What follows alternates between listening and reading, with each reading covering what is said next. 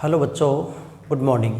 बच्चों, हम पढ़ रहे हैं टॉपिक जंतु ऊतक, एनिमल टिश्यू। और हम जानते हैं कि प्राणियों में 4 प्रकार के ऊतक होते हैं: उपकला, संयोजी, पेशी और तंत्रिका। पहला हम पढ़ रहे थे बच्चों उपकला ऊतक। ऐसा ऊतक जो सदैव किसी दूसरे ऊतक पर वृद्धि करता है, उसको हम कहते हैं उपकला ऊतक। उपकला ऊतक को हमने उपकला कोशिकाओं की परतों की संख्या के आधार पर 2 भागों में बांटा था बच्चों। एक सरल उपकला और दूसरा संयुक्त उपकला। सरल उपकला जिसमें उपकला कोशिकाएं एक परत के रूप में विन्यासित रहती हैं, जबकि संयुक्त उपकला बहुस्तरीय होता है।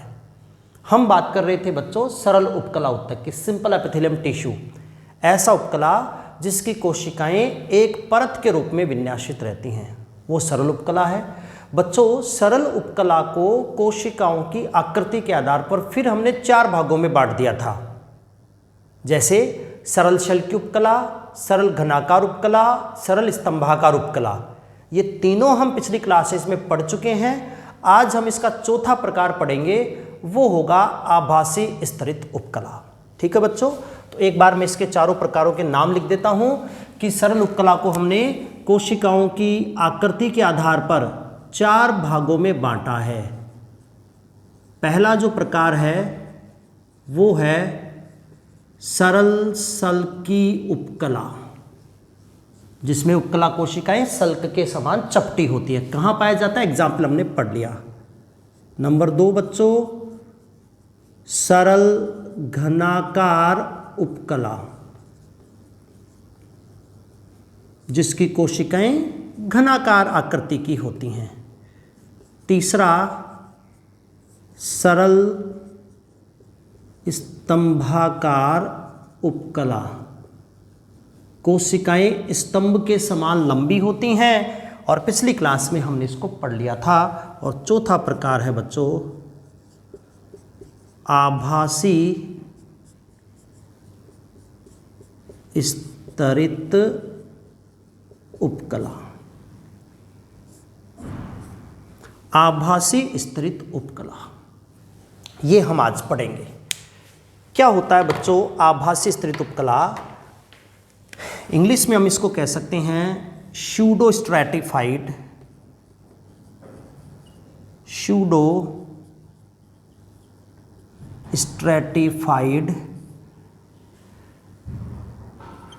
एपिथेलियम।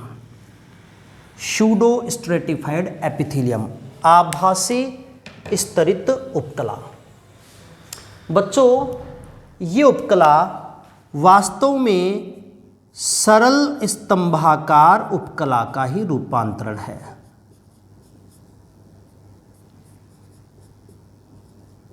ये कोई अलग से ऊतक नहीं है, ये वास्तव में सरल स्तंभाकार का ही रूपांतरण है। अभी जो पिछली क्लास में हमने सरल स्तंभाकार उपकला पढ़ा था, उसी का मॉडिफिकेशन है ये। तो एनसीईआरटी में दिया हुआ नहीं है ये, लेकिन फिर भी हम इसको पढ़ लेते हैं। तो ये इसी का रूपांतरण है। तो फिर हम अलग क्यों पढ़ रहे हैं? जब इसी का रूपांतरण तो अलग क्यों पढ़ रहे हैं? इसका कारण है बच्चों, ये 2 प्रकार की स्तंभाकार कोशिकाओं से बना होता है। एक तो होती हैं लॉन्ग सेल, छोटी कोशिकाएं, और दूसरी होती हैं बच्चों शॉर्ट सेल। लॉन्ग सेल लंबी कोशिकाएं, और दूसरी होती है शॉर्ट सेल छोटी कोशिकाएं। इन दोनों कोशिकाओं के केंद्रकों का तल भिन्न भिन्न होता है। दोनों कोशिकाओं में केंद्रकों का तल अलग अलग होने के कारण ये दिखाई देता है द्विस्तरीय, जबकि वास्तव में होता है ये एक स्तरीय। तो एक स्तरीय है इसलिए सरल में पढ़ा, बट हमें दिखाई देता है बहुस्तरीय। तो हमने नाम क्या दे दिया? आभासी स्तरित, क्योंकि जो स्तरित शब्द है इसका मतलब बहुस्तरीय से है। स्तरित शब्द का मतलब होता है बहुस्तरीय। तो आभास होता है बहुस्तर जैसा, लेकिन होता है एक स्तरीय, इसलिए हम पढ़ रहे हैं सरल में। चित्र कैसा होगा इसका? मैं एक बार डायग्राम बनाकर आपको समझा देता हूं बच्चों। जैसे जब भी हम उपकला ऊतक का डायग्राम बनाते हैं तो सबसे पहले नीचे बनाते हैं बच्चों संयोजी ऊतक। ये हमने बना दिया कनेक्टिव टिश्यू।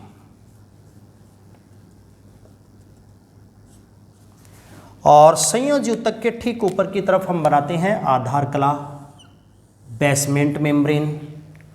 और आधार कला के ऊपर बच्चों होती हैं उपकला कोशिकाएं। अभी मैंने आपको बताया कि ये स्तंभाकार का रूपांतरण पर दो प्रकार की स्तंभाकार कोशिकाएं हैं। जैसे एक तो मैंने ये बना दी स्तंभाकार कोशिकाएं, काफी लंबी,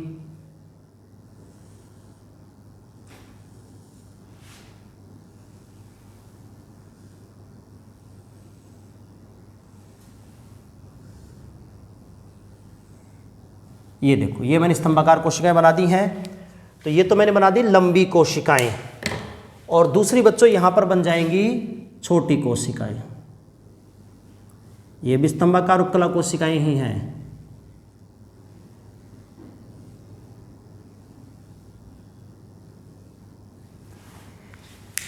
इन दोनों कोशिकाओं में केंद्रकों का तल भिन्न भिन्न है। इसका केंद्रक यहां पर है, इसका केंद्रक यहां पर है।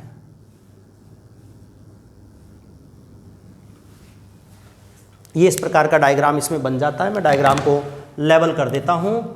ये तो है लंबी कोशिकाएं, ये हैं छोटी कोशिकाएं, ये है आधार कला, और ये है संयोजी ऊतक। तो बच्चों ध्यान से देखो कि ये हैं तो सब की सब स्तंभाकार उपकला कोशिकाएं। ये लंबी, ये छोटी, लंबी छोटी, लंबी छोटी। इन दोनों कोशिकाओं में, दोनों प्रकार की कोशिकाओं का केंद्रकों का तल अलग है। इसमें केंद्रक यहां पर, इसमें नीचे, इसमें यहां पर, इसमें नीचे। तो दिखाई दे रहा है ये द्विस्तरीय। ऐसा लग रहा है कि कोशिकाओं की दो परत हैं, एक परत यहां पर है और एक परत ऊपर है। लेकिन आप ध्यान से देखोगे कि सभी कोशिकाएं एक ही आधार कला पर स्थित हैं। तो एक ही आधार कला पर स्थित होने की वजह से ये होता है एक स्तरीय, लेकिन दिखाई देता है बहुस्तरीय। इसलिए इसको कहा गया है आभासी स्तरित उपकला ऊतक। तो ये इसका प्रकार है बच्चों। अब ये पाया कहाँ जाता है बच्चों? ये ऊतक पाया जाता है नर मूत्र मार्ग के मध्य भाग में। नर मूत्र मार्ग के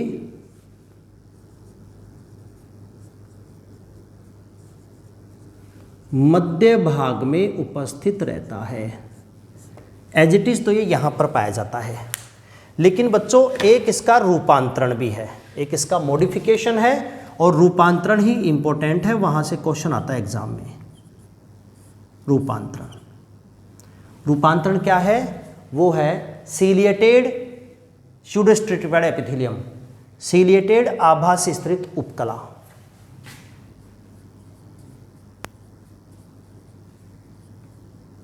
सीलिएटेड आभासी स्तरित उपकला, ये इसका एक रूपांतरण है।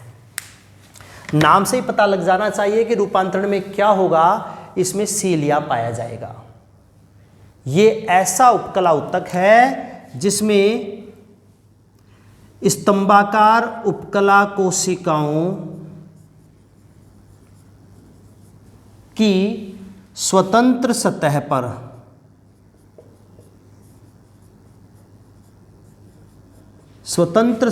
पर सीलिया उपस्थित रहते हैं। यह ऐसा उपकला ऊतक है जिसमें स्तंभाकार उपकला ऊतक की स्वतंत्र सतह पर क्या पाए जाते हैं? सीलिया पाए जाते हैं। तो ये है बच्चों सीलिएटेड। सीलिएटेड बनाने के लिए हम क्या करेंगे? यहाँ पर हम सीलिया बना देंगे। इस प्रकार से ये लंबे प्रवर्ध होते हैं जिनको बोलते हैं सीलिया। ये है सीलिया। तो ऐसे अगर सीलिया बन जाते हैं कोशिकाओं की स्वतंत्र सतह पर तो ये हो जाता है सीलिएटेड आभासी स्तरित उपकला। और ये पाया कहाँ जाता है बच्चों? ये पाया जाता है श्वास नलिका वाले भागों में, जैसे ट्रेकिया में, ब्रोंकाई में,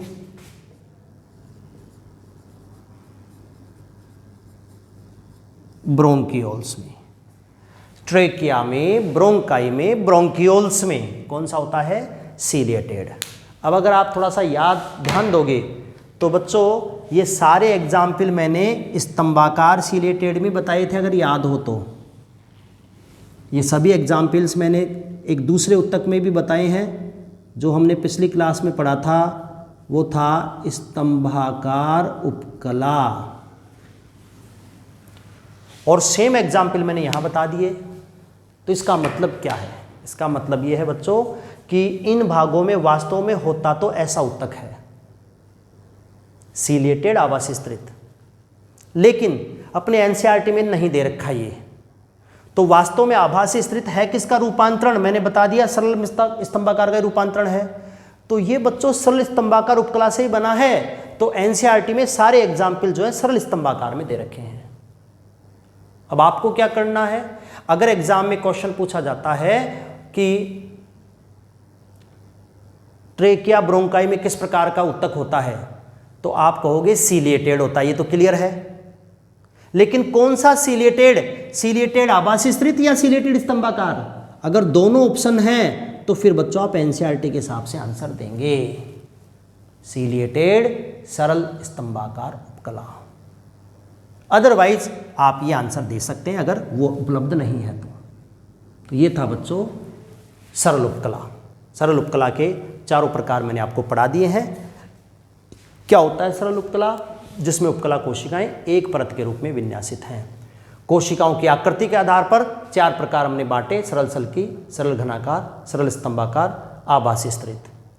तो ये चार उत्तक हमने पढ़ लिए हैं। इसके साथ ही बच्चों सरल उपकला उत्तक टॉपिक खत्म हो जाता है। सरल उपकला से संबंधित एक अलग से पॉइंट मैं आपको बताऊंगा, जो आपको याद रखना है। वहां से क्वेश्चन आता है, वैसे तो हम पढ़ चुके हैं ऑलरेडी, पर मैं आपको दोबारा एक्सप्लेन कर रहा हूं अलग तरीके से, कि कोशिकाओं पर जो प्रवर्ध होते हैं उन प्रवर्धों के आधार पर उपकला का प्रकार।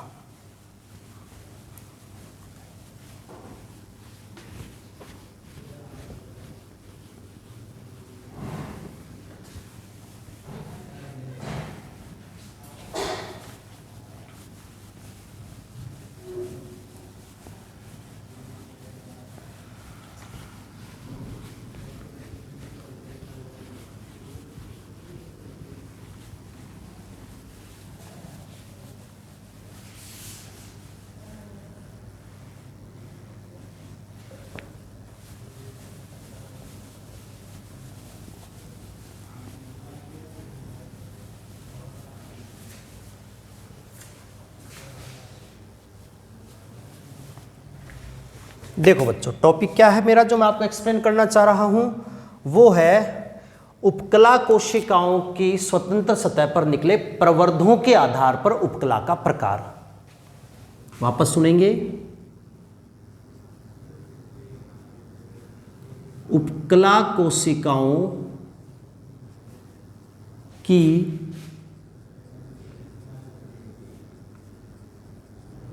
स्वतंत्र सतह पर स्थित प्रवर्धों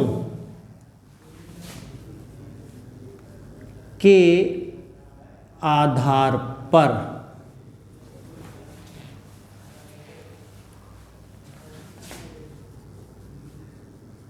उपकला उत्तक तीन प्रकार का होता है। उपकला कोशिकाओं की स्वतंत्र सतह पर किस प्रकार के प्रवर्ध उभार निकले रहते हैं, उन उभारों के आधार पर बच्चों उपकला उत्तक तीन प्रकार का होता है। कौन कौन से तीन प्रकार हैं? जैसे उसका एक प्रकार है ब्रश बॉर्डर उपकला,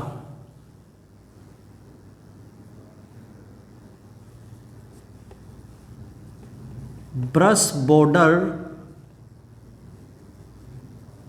उपकला। दूसरा प्रकार बच्चों हम बना सकते हैं सीलिएटेड उपकला।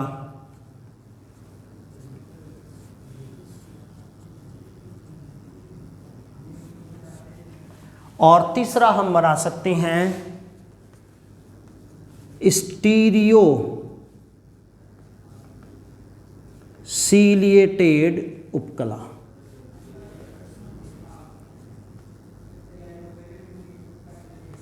ये 3 प्रकार का उपकला मैंने बनाया है। वैसे तो तीनों नाम अभी हमने पढ़ लिए थे अलग अलग ऊतक में जब डिटेल से पढ़ी, लेकिन फिर मैं वापस एक बार आपको एक्सप्लेन कर रहा हूं क्योंकि एग्जाम में यहां से क्वेश्चन आ जाता है बच्चों। तो सिंपल है, ब्रश बॉर्डर उपकला ऐसा उपकला जिसमें उपकला कोशिकाओं की स्वतंत्र सतह पर क्या उपस्थित होंगे? माइक्रोविलाई, सूक्ष्मांकुर उपस्थित। जबकि इस उपकला में क्या होंगे? उपकला कोशिकाओं की स्वतंत्र सतह पर सीलिया उपस्थित। और इसमें क्या उपस्थित होंगे बच्चों? स्टीरियोसीलिया उपस्थित।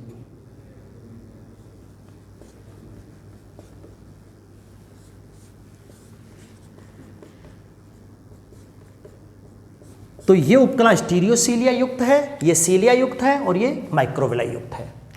माइक्रोविलाई सूक्ष्मांकुर क्या होते हैं बच्चों? ये छोटे एवं अचल प्रवर्ध होते हैं। ये छोटे होते हैं और अचल। इनका कार्य क्या है? ये केवल सतह क्षेत्रफल बढ़ाते हैं। ये छोटे और अचल होते हैं और इनका काम क्या होता है बच्चों? ये केवल सतह क्षेत्रफल को बढ़ाते हैं। सूक्ष्मांकुर छोटे अचल प्रवर्ध हैं, कार्य केवल सतह क्षेत्रफल को बढ़ाते हैं। किस प्रकार के होंगे बच्चों? जैसे मान लो ये उपकला कोशिका है, कोई भी उपकला मान सकते हो आप इसको, घनाकार या जो भी कोई भी हो, और यहां पर ऐसे छोटे छोटे प्रवर्ध होते हैं।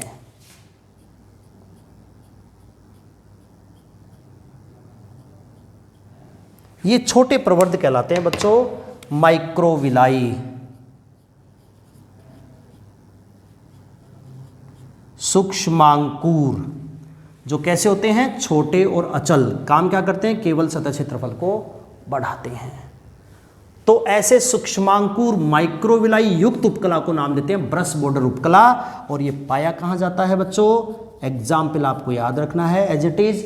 एक तो पाया जाता है ये गॉल ब्लेडर में, पित्ताशय में पाया जाता है। एक ये पाया जाता है बच्चों स्मॉल इंटेस्टाइन में,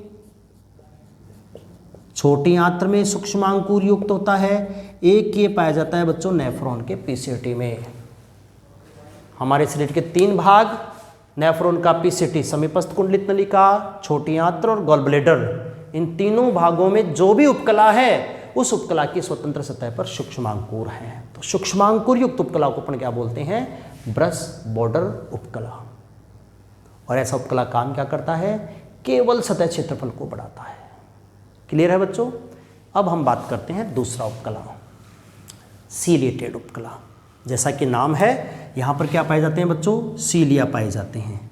सीलिया क्या होते हैं? ये तुलनात्मक लंबे प्रवर्ध हैं। सीलिया जो है तुलनात्मक लंबे प्रवर्ध हैं और साथ में ये गतिशील भी होते हैं। ये गति करते रहते हैं, लगातार हिलते डुलते रहते हैं। जैसे घड़ी का पेंडुलम गति करता है, दीवार घड़ी का, वैसे लगातार ये गति करते रहते हैं। तो फिर कार्य क्या करते हैं? इनका कार्य है पदार्थों का संवहन। पदार्थों का संवहन। सीलिया के संपर्क में जो भी पदार्थ आते हैं उनको ये एक निश्चित दिशा में धकेलने का काम करते हैं। तो ये होते हैं सीलिएटेड। और सीलिएटेड उपकला का चित्र क्या हो जाएगा बच्चों? जैसे मान लो ये तो उपकला ऊतक है, कोई भी उपकला कोशिकाएं, और इसकी स्वतंत्र सतह पर यहाँ पर होंगे सीलिया। थोड़े से लंबे प्रवर्ध हैं बच्चों और गतिशील हैं। तुलनात्मक लंबे हैं और गतिशील हैं, इनको हम बोलते हैं सीलिया। अब ये पाए कहाँ जाते हैं, इस प्रकार का उत्तक हमारे शरीर में कहाँ होता है? स्टैंडर्ड एग्जाम्पल है, बार बार नीट में पूछा गया क्वेश्चन है। एक तो है फैलोपियन ट्यूब, अंडवाहिनी, जहां पर सीलिया पाए जाते हैं अंडाणु को धकेलने के लिए। दूसरा एग्जाम्पल जो एनसीईआरटी में गिवन है वो है ब्रोंकियोल्स, श्वसनिकाएं, फेफड़ों में पाई जाती हैं, श्लेष्मा और धूलकणों को एक निश्चित दिशा में धकेलने का काम करती हैं। और तीसरा इसका एग्जाम्पल है बच्चों एपेंडाइमल उपकला।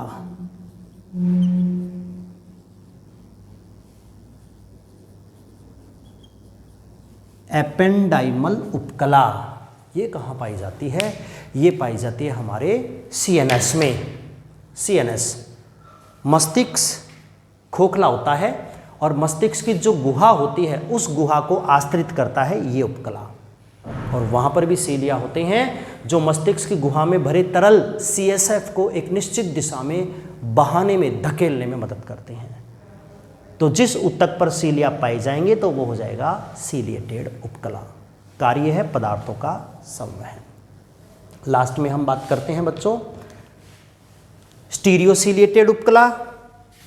इस पर स्टीरियोसीलिया पाए जाएंगे। स्टीरियोसीलिया कैसे होते हैं? ये बच्चों अत्यधिक लंबे एवं अचल प्रवर्ध होते हैं। अत्यधिक लंबे होते हैं और अचल होते हैं, गति नहीं कर सकते। ये भी गति नहीं कर सकते हैं, ये गतिशील हैं और ये भी अचल होते हैं। तो इनका भी कार्य क्या हो जाता है बच्चों? इनका कार्य भी है केवल और केवल सतह क्षेत्रफल बढ़ाना, केवल सरफेस एरिया बढ़ाते हैं। ये होते हैं स्टीरियोसीलेटेड। और किस प्रकार के होते हैं बच्चों? रफ डायग्राम में बना देता हूँ। जैसे ये कोई उपकला उत्तक है, ये इसकी उपकला कोशिकाएं हैं और इन कोशिकाओं पर इस प्रकार से लंबे प्रवर्ध निकले रहते हैं।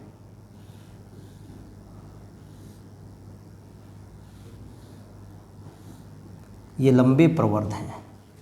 इन लंबे प्रवर्धों का नाम है बच्चों स्टीरियोसीलिया।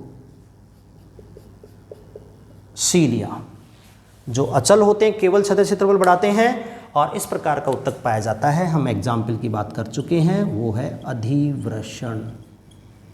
शुक्रवाहिनी में भी होते हैं पर आप एक ही याद रख लेंगे, अधिवृषण। तो ये था बच्चों उपकला, सरल उपकला उत्तक के प्रकार, उपकला से निकले प्रवर्धों की प्रवर्धों के प्रकार के आधार पर। ये सूक्ष्मांकुर युक्त होता है, ये सीलिया युक्त होता है और ये स्टीरियोसीलिया युक्त। तीनों प्रवर्धों का हमने महत्व पढ़ लिया है कि क्या काम करते हैं और शरीर में कहाँ कहाँ पाए जाते हैं।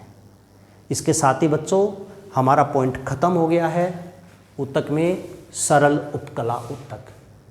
इसके बाद हम बात करेंगे दूसरे प्रकार का उपकला उत्तक जिसका नाम है संयुक्त उपकला।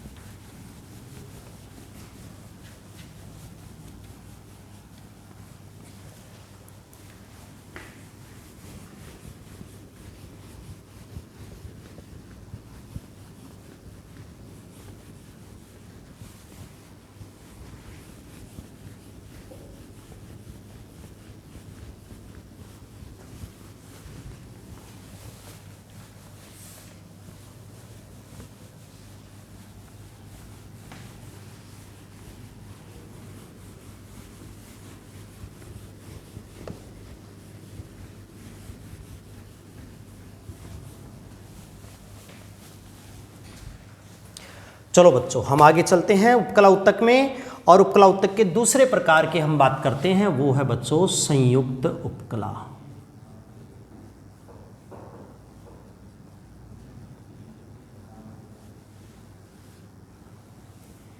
इसको हम ए नाम दे सकते हैं, इसको हम बी नाम दे सकते हैं। संयुक्त उपकला कंपाउंड एपिथेलियम।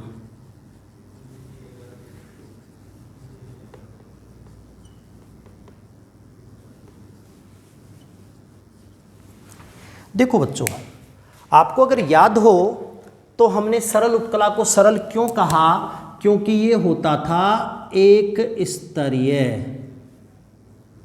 अर्थात इसमें उपकला कोशिकाएं आधार कला पर एक परत, एक स्तर के रूप में व्यवस्थित रहती थी, तो हमने कह दिया था एक स्तरीय। तो फिर संयुक्त उपकला कंपाउंड एपिथेलियम कैसा होगा, ये होगा वो बच्चों बहुस्तरीय। ये उपकला कैसा होता है, बहुस्तरीय, मल्टी लेयर्ड। ऐसा उपकला जिसमें उपकला कोशिकाएं आधार कला पर 2 से अधिक परतों के रूप में व्यवस्थित होंगी, ऐसे उपकला को हम बोलते हैं संयुक्त उपकला। तो ये कैसा होगा उपकला, ऐसा उपकला जिसमें उपकला कोशिकाएं 2 से अधिक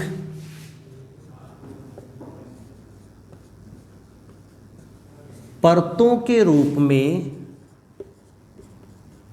व्यवस्थित रहती हैं, तो ऐसे उपकला को हम बोलते हैं संयुक्त उपकला। बच्चों, सरल उपकला का मुख्य काम था स्त्रवण और अवशोषण। इसका मुख्य काम था स्त्रवण और अवशोषण। ये विभिन्न पदार्थों के स्त्रवित करने में मदद करता है और विभिन्न पदार्थों को अवशोषित करने में मदद करता था सरल उपकला। जबकि संयुक्त का मुख्य काम क्या है, इसका मुख्य काम रासायनिक और यांत्रिक प्रतिबलों से सुरक्षा देना है, ना कि स्त्रवण और अवशोषण।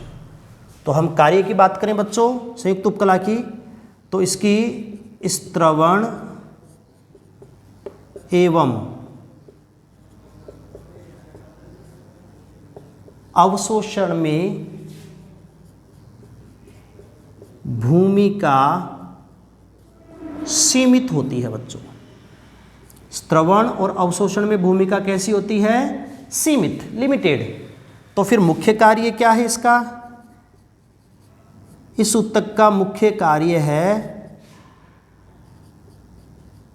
रासायनिक एवं यांत्रिक प्रतिबलों से सुरक्षा। ये इसका मुख्य कार्य है बच्चों। जो यांत्रिक और रासायनिक प्रतिबल होते हैं, स्ट्रेस होते हैं, ऊतक पर जो रासायनिक कोई केमिकल गिर जाता है या ऊतक पर कोई भौतिक रूप से चोट लगती है, कोई खिंचाव लगता है, तो ऐसे घटनाओं से सुरक्षा देना इसका मुख्य कार्य है। तो संयुक्त उपकला जिसमें उपकला कोशिकाएं 2 से अधिक परतों के रूप में व्यवस्थित रहती हैं, इसका मुख्य कार्य स्त्रवण अवशोषण नहीं है, इसका मुख्य कार्य है रासायनिक और यांत्रिक प्रतिबलों से सुरक्षा। ये होता है संयुक्त उपकला। बच्चों, संयुक्त उपकला का भी एक वर्गीकरण है। इस उपकला में प्रसारण की क्षमता, फैलने की क्षमता होती है या नहीं होती, इस आधार पर ये 2 प्रकार का है। तो बच्चों, प्रसारण की क्षमता के आधार पर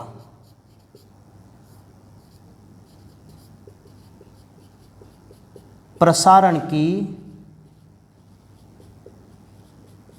क्षमता के आधार पर जो संयुक्त उपकला है बच्चों, वो 2 प्रकार का होता है, जिसमें एक का नाम है संक्रमण उपकला और दूसरे का नाम होता है बच्चों स्तरित उपकला। ये 2 प्रकार हमें पढ़ने हैं संयुक्त उपकला में। क्लियर है बच्चों? हम बात कर रहे हैं संयुक्त उपकला की। तो ऐसा उपकला जिसमें उपकला कोशिकाएं 2 से अधिक परतों के रूप में व्यवस्थित हैं। अब उस ऊतक में प्रसारण, फैलने की क्षमता है या नहीं है, इस आधार पर उपकला 2 प्रकार का, एक संक्रमण उपकला और एक स्तरित।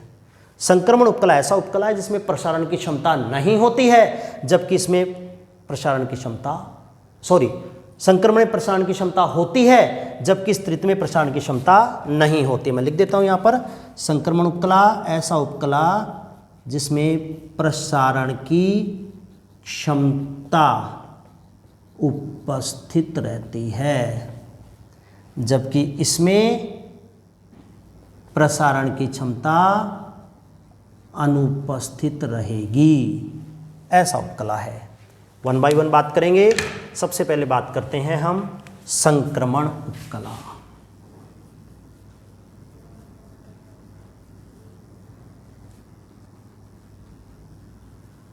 संक्रमण उपकला, जिसका दूसरा नाम है एक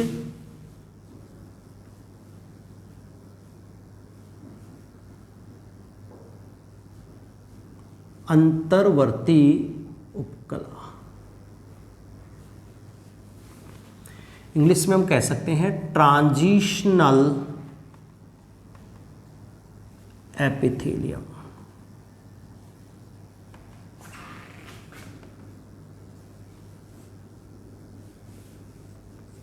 ट्रांजिशनल एपिथेलियम,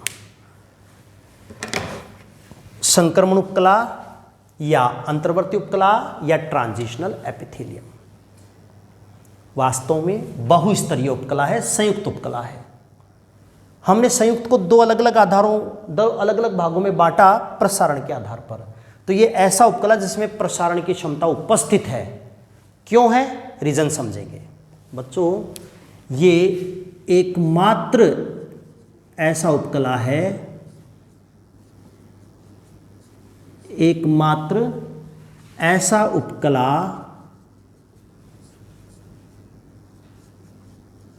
जिसमें आधार कला बेसमेंट मेम्ब्रेन अनुपस्थित होती है। इंपॉर्टेंट पॉइंट है बच्चों। आधार कला हमने पढ़ा कि संयोजी ऊतक और उपकला कोशिकाओं के बीच एक पतली झिल्ली पाई जाती है जिसका नाम है आधार कला बेसमेंट मेम्ब्रेन, जो उपकला को संयोजी से पृथक रखती है। सभी उपकला ऊतक में आधार कला पाई जाती है एक्सेप्ट संक्रमण उपकला। एकमात्र ऐसा उपकला जिसमें आधार कला अनुपस्थित होती है। इस आधार कला अनुपस्थित होने के कारण ही इसमें प्रसारण की क्षमता पाई जाती है। तो ये इसका रीजन है बच्चों, क्यों होती है प्रसारण की क्षमता। आधार कला अनुपस्थित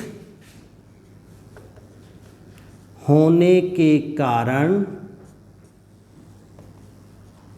इसमें प्रसारण मतलब फैलने की क्षमता पाई जाती है। बच्चों, इस ऊतक में आधार कला नहीं होती और आधार कला नहीं होने के कारण ही इस ऊतक में प्रसारण की क्षमता पाई जाती है। आधार कला ना होने से क्या फायदा हुआ? जरूरत पड़ने पर उपकला कोशिकाएं संयोजी ऊतक पर दब सकती हैं। अदरवाइज उपकला और संयोजी के बीच में आधार कला एक रेखा है, एक लाइन है, बॉर्डर लाइन, जो उपकला को संयोजी की तरफ शिफ्ट होने से रोकती है। बट आधार कला ना होने के कारण इसमें प्रसारण नहीं होता है। हम बात करते हैं बच्चों संयुक्त उपकला, मतलब ये बहुस्तरीय होता है। तो इसमें जो आधारीय परत है, आधारीय स्तर की कोशिकाएं तो घनाकार या फिर स्तंभाकार आकृति की होती हैं और मध्य स्तर की जो कोशिकाएं हैं वो बच्चों बहुभुजी या बहुकोणीय आकृति की होती हैं। मध्य स्तर की कोशिकाएं जो 2 से 4 परतों के रूप में हैं और सबसे बाह्य स्तर की कोशिकाएं ये होती हैं अंडाकार आकृति की। उपकला बहुस्तरीय है तो सबसे आधारीय कोशिकाएं घनाकार हैं, मध्य स्तर बहुभुजी है और बाह्य स्तर की कोशिकाएं अंडाकार आकृति की हैं।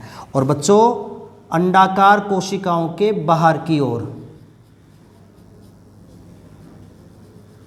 अंडाकार कोशिकाओं के बाहर की ओर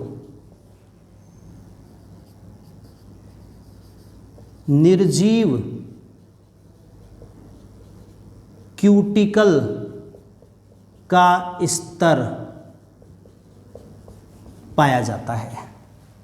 और ये क्यूटिकल इसको क्या करती है बच्चों, ये क्यूटिकल इस प्रकार के ऊतक को जलरोधी बनाती है। क्यूटिकल क्या करती है, क्यूटिकल इस ऊतक को क्या करती है बच्चों, जलरोधी, वाटर प्रूफ बनाती है। ऐसा होता है संक्रमण उपकला। एक रफ डायग्राम में बनाकर समझा दूं आपको संक्रमण उपकला का। बच्चों सबसे पहले यहाँ पर होगा संयोजी ऊतक। छोटा सा ही डायग्राम बनाऊंगा, ज़्यादा उपयोग का नहीं है डायग्राम, केवल समझाने के लिए है। ये है संयोजी ऊतक। बच्चों जनरली हम संयोजी ऊतक के ऊपर आधार कला बनाते हैं, उसके ऊपर उपकला बनाते हैं, पर ये एकमात्र ऐसा उपकला जिसमें आधार कला नहीं है, तो हम डायरेक्ट बनाएंगे यहाँ पर उपकला कोशिकाएं। यहाँ डायरेक्ट उपकला कोशिकाएं, और सबसे नीचे की कोशिकाएं कैसी हैं, घनाकार। ये घनाकार उपकला कोशिकाएं। बीच की कोशिकाएं कैसी होंगी बच्चों, ये होती हैं बहुभुजी आकृति की, कोई इर्रेगुलर शेप की होती हैं, कोई रेगुलर शेप नहीं है, बहुकोणीय कह सकते हैं।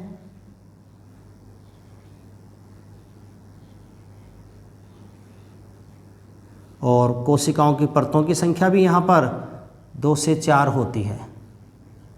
इस प्रकार की बहुभुजी कोशिकाएं होती हैं, मध्य की कोशिकाएं। ये हो गई बहुभुजी कोशिकाएं। और सबसे बाहर की कोशिकाएं कैसी होती हैं बच्चों, ये होती हैं अंडाकार आकृति की।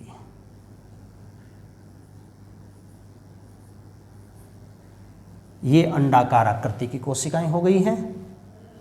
और इन अंडाकार कोशिकाओं के बाहर की तरफ एक पतली परत पाई जाती है जिसका नाम है क्यूटिकल। क्यूटिकल पतली और निर्जीव परत जो इस ऊतक को वाटरप्रूफ बनाती है। तो हम लेबल करें, ये सबसे बाहर क्यूटिकल, उसके नीचे ये अंडाकार सेल्स, बीच में बहुभुजीय सेल्स और आधारीय भाग पर घनाकार सेल्स। ऐसे बच्चों अलग अलग प्रकार की कोशिकाओं से बना है ये संक्रमण या स्तरित उपकला। क्लियर है बच्चों, एकमात्र ऐसा उपकला जिसमें आधार कला अनुपस्थित, और आधार कला अनुपस्थित होने के कारण इसमें प्रसारण की क्षमता पाई जाती है। प्रसारण का मतलब क्या है कि जब इस ऊतक को यहां से प्रेशर लगता है, दबाव लगता है यहां से बाहरी सतह से, तो बच्चों कोशिकाएं दब जाती हैं संयोजी ऊतक पर, क्योंकि यहां आधार कला नहीं है इसको अलग करने के लिए। तो जरूरत के हिसाब से ऊतक इस प्रकार से सिकुड़ जाता है या फैल जाता है। तो ये सिकुड़ने और फैलने की क्षमता को अपन क्या बोलते हैं, प्रसारण की क्षमता, जो एकमात्र कौन से उपकला में है, संक्रमण उपकला में है। क्यों, क्योंकि इसमें आधार कला अनुपस्थित होती है। ये इसकी संरचना है। अब हम लास्ट पॉइंट की बात करते हैं कि ये ऊतक हमारे शरीर में कहाँ पाया जाता है। एग्जाम्पल्स,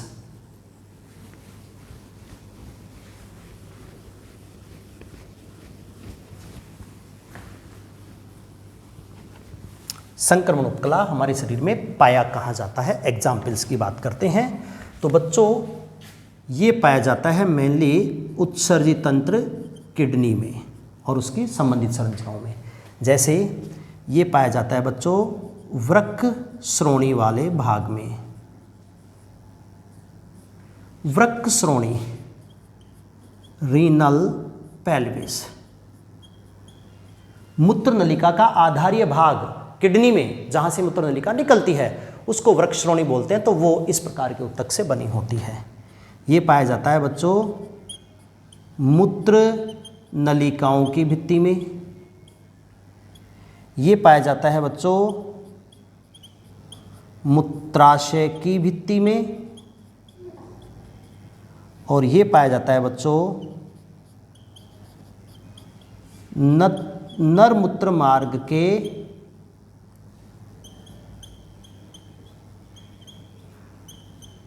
प्रारंभिक भाग में जितने भी नाम लिखे हैं मैंने, रीनल पेल्विस वृक्षश्रोणी,